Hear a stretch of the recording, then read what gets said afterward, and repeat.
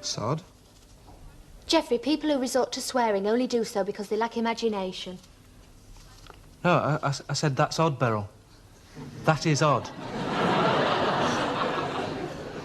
Anyway, Dennis Law doesn't lack imagination. He's been known to swear on occasions. What's odd? Well, it says here, you can't marry your brother's daughter's husband. My brother's daughter hasn't got a husband, thank you for pointing it out. Well, she could get married. She couldn't get married, Geoffrey, because my brother hasn't got a daughter. Well, he could have. Geoffrey, my brother couldn't have a daughter because I don't happen to have a brother. Ah. Good thinking.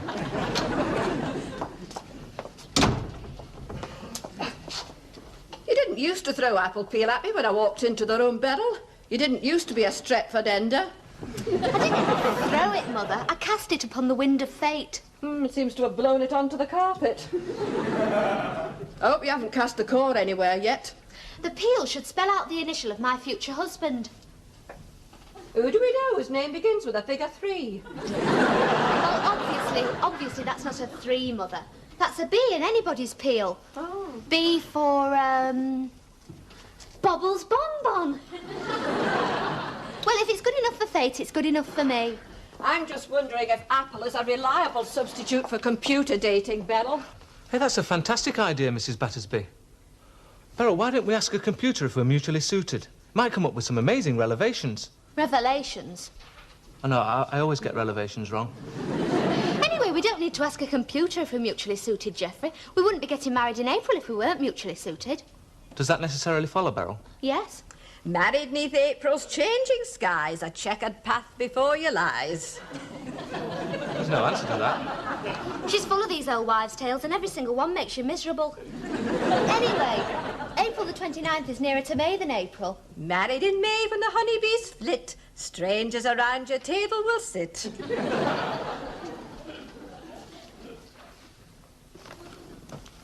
Beryl, why are you putting little pieces of paper in that bowl of water?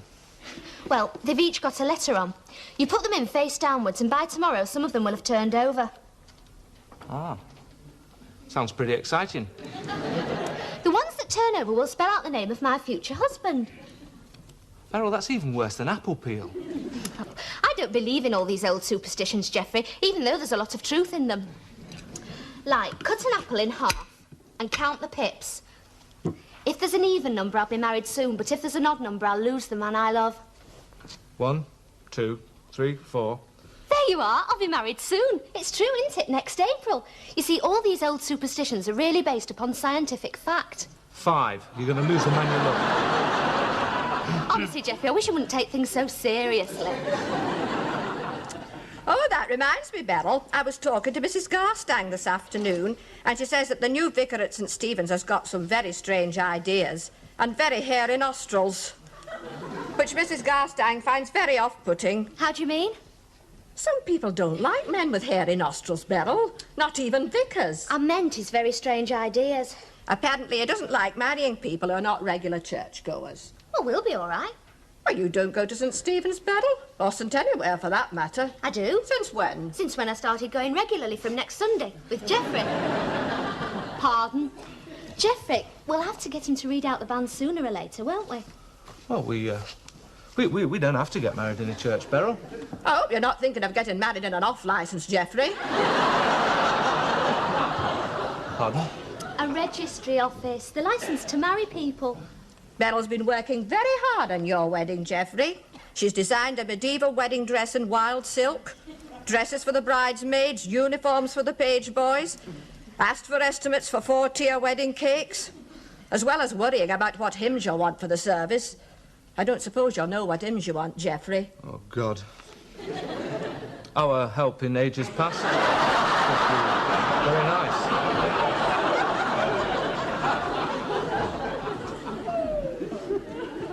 It's funny, isn't it? It's definitely funny. Isn't it? Yeah. What? What it was you said. I haven't said anything yet. You said it's definitely funny. I saw your lips move. Well, you don't know what it is that's funny, do you? Well, I got strong doubts about you for a start. A friend in need, Roland, is a friend indeed. I know, mate. They broke the mould when they made me. It's life that's funny, Roland. I agree. It's a gas. Big bundle of laughs. You know, when I was young, I couldn't wait to grow up. And you very nearly made it. When all the love bits came on in films, I used to think, be nice when I grow up, because I like watching them.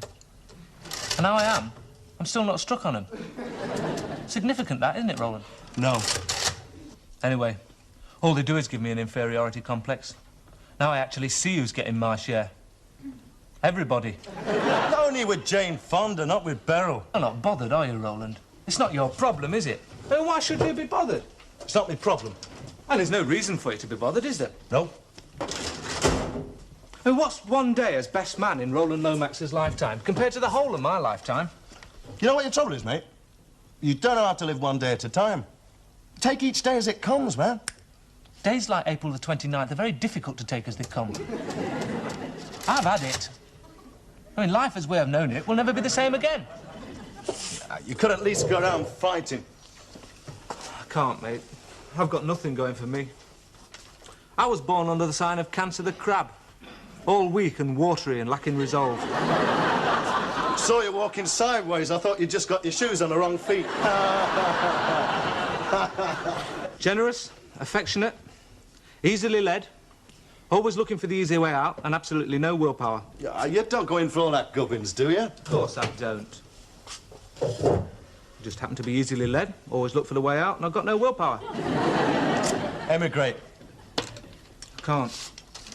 All my money's in a joint bank account with Beryl. £10 assisted passage to Australia. There's a 16-month waiting list. Oh, have you tried Australia House, then? Yeah. Have you tried suicide? You're not bothered, are you, Roland? I mean, it's not your problem. Why should you be bothered? But we've been through all that. We weren't perfect, Geoffrey. Hey. What? Newsletter from head office. They still haven't been able to sell that 12 months in Fleetwood. 12 months in where? Fleetwood. Fleetwood? Volunteer wanted for immediate appointment as temporary teller. Successful applicant to be seconded from own branch for 12 months. Fleetwood? With permanent promotion prospects. Fleetwood? Yeah.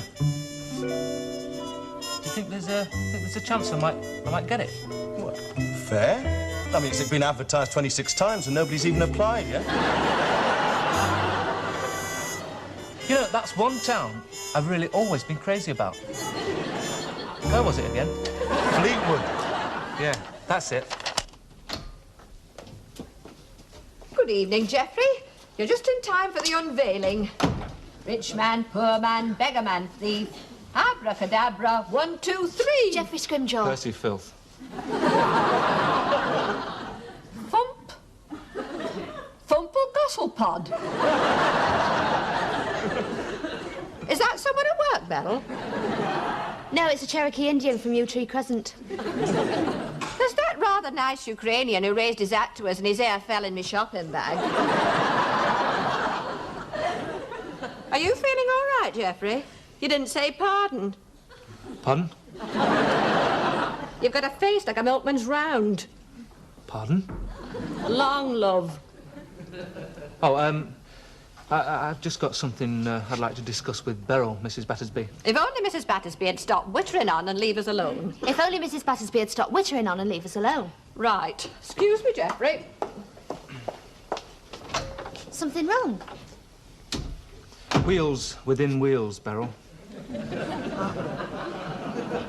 have been turning behind our backs. Which wheels in particular?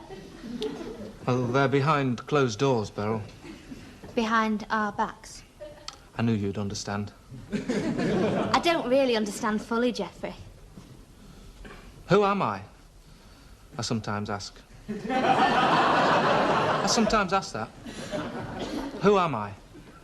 Geoffrey P. Scrimgeour. Your name's on your checkbook if ever you forget. Geoffrey P. Scrimgeour, and a member of the banking profession. And all that entails, Beryl. Working in a bank. It's dog eat dog in banking, Beryl. Cat eat cat. Blue bottle eat blue bottle. You're trying to tell me something, aren't you?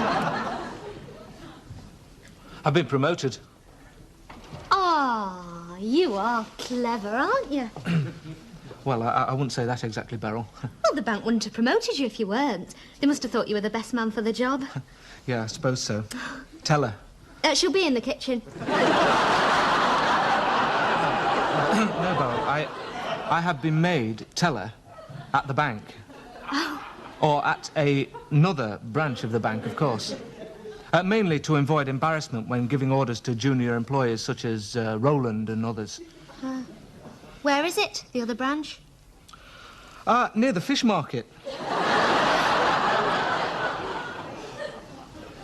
In Fleetwood.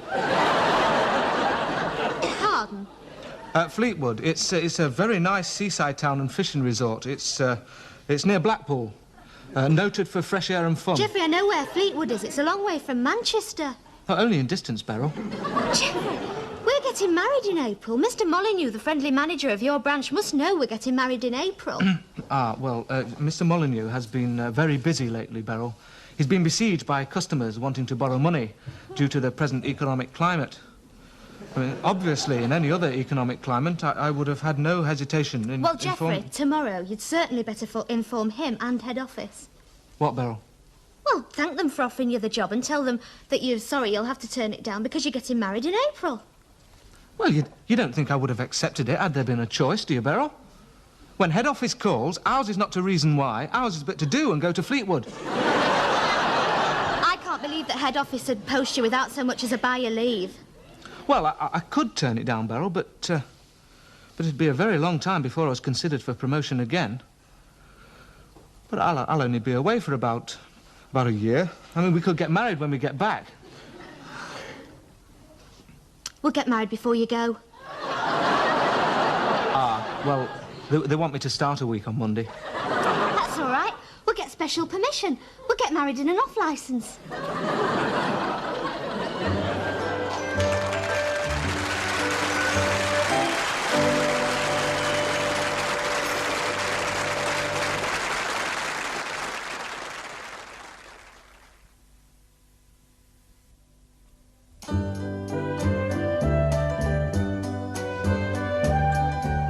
Then we'd have to rent a flat, Beryl.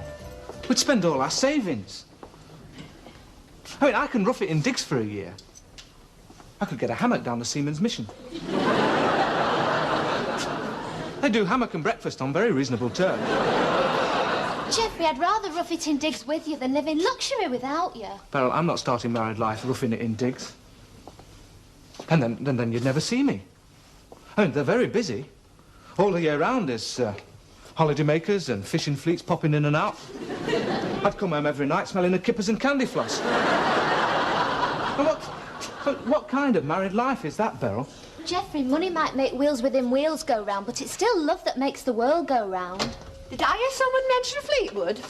Not for at least 14 minutes. Congratulations, you've been listening with your ear pressed against the door, haven't you? Yes, love, what do you listen with? Discretion. It's my doorbell and it's also my ear. And if I wish to press my ear against my door indiscreetly, I shall do so. Thank you. We accept your apology. Geoffrey and I'll probably be getting married as soon as possible. Oh? And what did our relatives, friends and neighbours think of that? I don't know. Well, certainly by this weekend, Auntie Edna will have knitted 2 pairs of bootees and a cot blanket.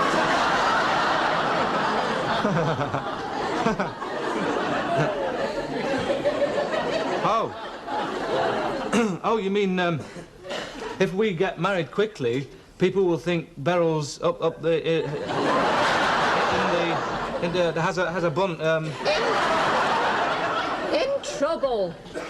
Thingy. You'd like to see, you'd like to see Beryl get married in a church, wouldn't you, Mrs. Battersby? With bridesmaids. And Uncle Arthur pretending he's not crying. And a 4-tiered wedding cake and people getting drunk all over the place. And that's what weddings are all about, isn't it? I knew something would go wrong. Everything was too perfect. Oh, Fleetwood isn't exactly the end of the earth, love. You can always go and see him. On visiting days.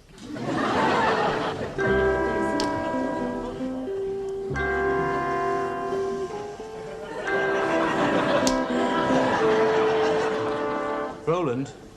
What? I'm not very nice. You're not wrong. Well, you're not very nice either. Cheers. We're rotten to the core, both of us. What's the matter? Fleetwood. You gone off the idea? I don't know.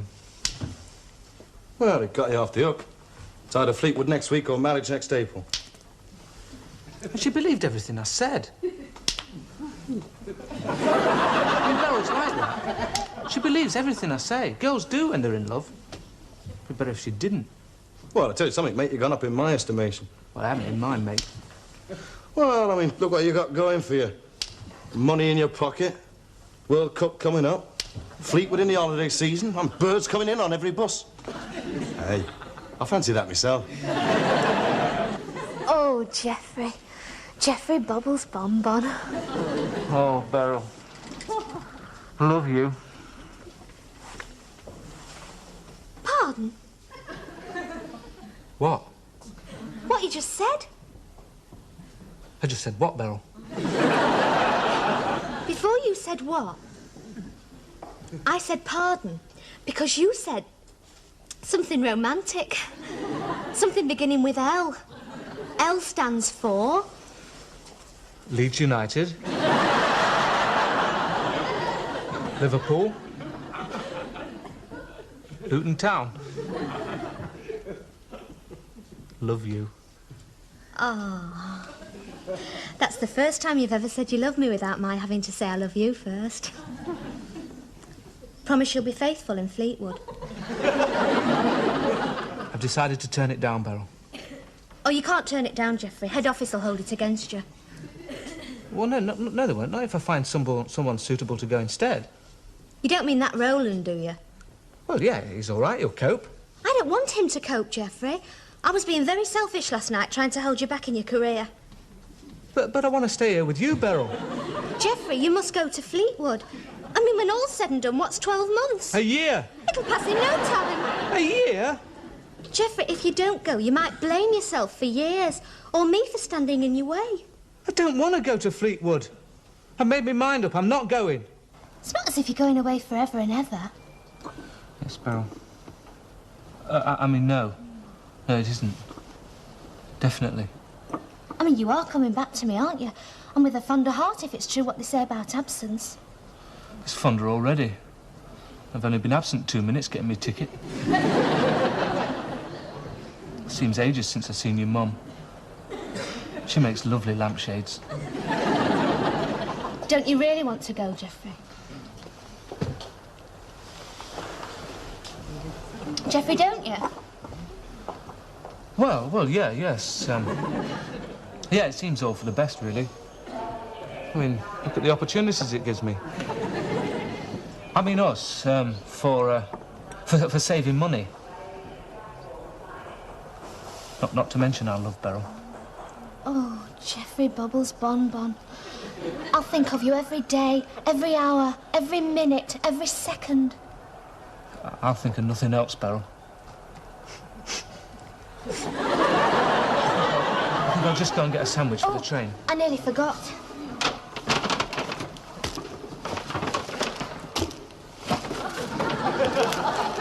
Sardine? No, I refused to let my mum make them. Made them all by myself.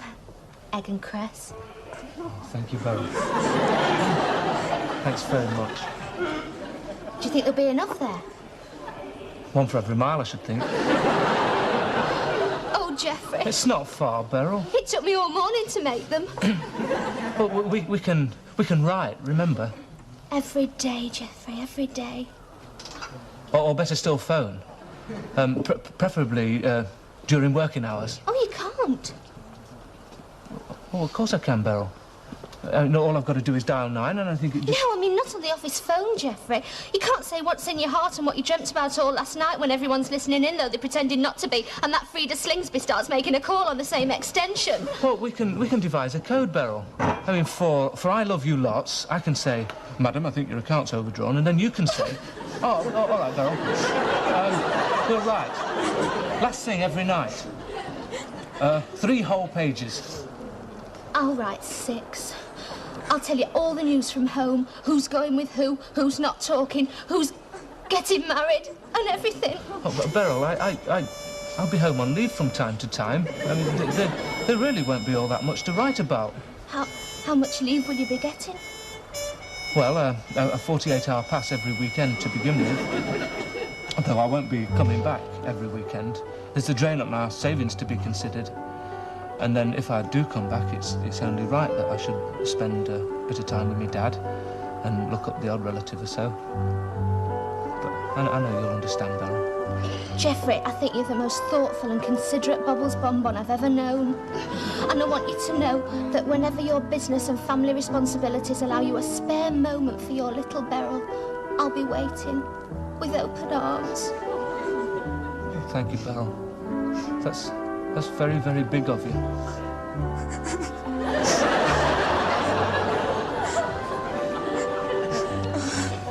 5 minutes. You better go and get your seat then.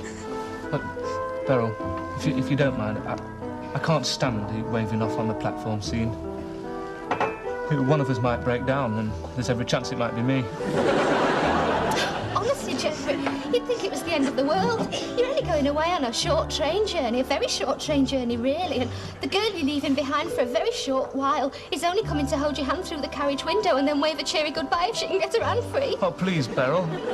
I just want to remember you, sitting there, as you are, while I go and get 2 more coffees. But I don't want another coffee, Geoffrey. Well, that's all right, Beryl. Then you won't be disappointed when it slowly dawns on you that I've slipped off to Fleetwood.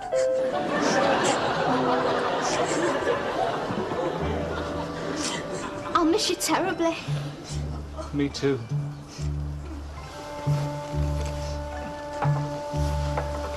Send me your washing.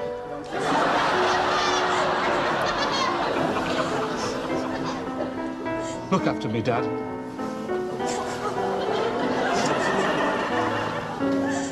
Be good. You too.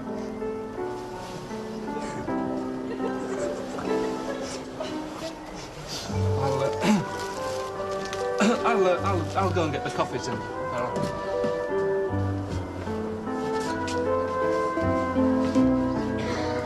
I'll come for me holidays.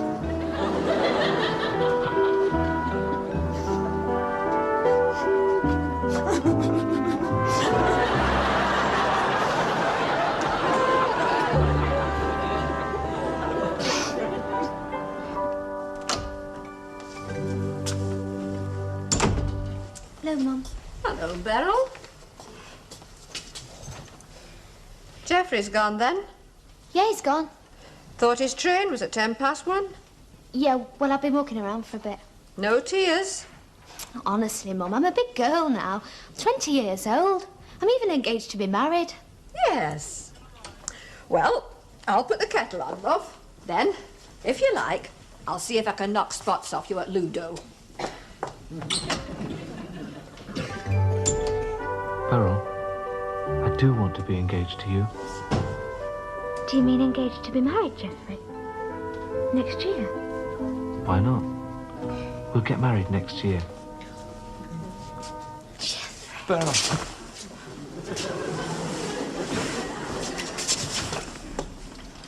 Anyway, Fleetwood aren't even in the 4th division.